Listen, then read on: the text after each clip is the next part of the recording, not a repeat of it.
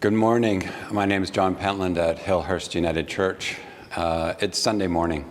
We are aware that the last 48 hours have been challenging for all of us here in Canada and around the world, as we have tuned in and been aware of the death of George Floyd, a Black American. And we have been filled with shock and sadness. We've been enraged and disbelief at what's taken place. In particular, when we hear the phrase, "I can't breathe," and the way in which he died horrifically. That sense of not being able to breathe is something all of us may have experienced lately during this COVID experience, of feeling we can't catch our breath, feeling we're short of breath. And in fact, those who are in this pandemic who are dying talk about that, being unable to breathe. It's such an irony on Pentecost Sunday, which celebrates God breathing life into the early church 2,000 years ago. The word breath and Holy Spirit are the same, and so God breathing life in so that the church could be born. This phrase, "I can't breathe," probably is something you've been feeling. Perhaps it's what you saw and heard when you saw this first news, and you see what's going on in the United States and in Canada and around the world as we come to terms with this. Breath is such an important part of being alive.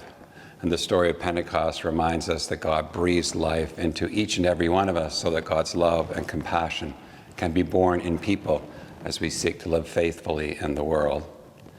This has been an unsettling 48 hours. I have to tell you, I was up all night. I was going through social media. I was reading the New York Times.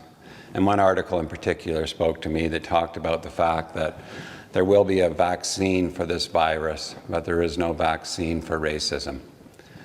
And when you remember, we talked with Harry Meyer a few weeks ago about the apocalypse, and he talked about it as an unveiling, looking at what's hidden. We are seeing through this pandemic what has been hidden, what is at the core of many people's lives, the experience of racism, the broken systems of rich and poor, how Black people and people of color or people who have lesser income are the ones who are dying first through this difficult time.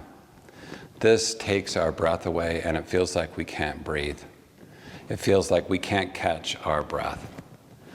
Our church building, as you can see the pictures behind me, is closed, but our worship continues online. Our 7-day-a-week worship and call to social justice and action is lived in your life and mine. And we're calling on God to breathe new life into each and every one of us, that we catch our breath, that we come to terms with what has been hidden so that true health and compassion and justice be born anew through this pandemic and into the next years we live.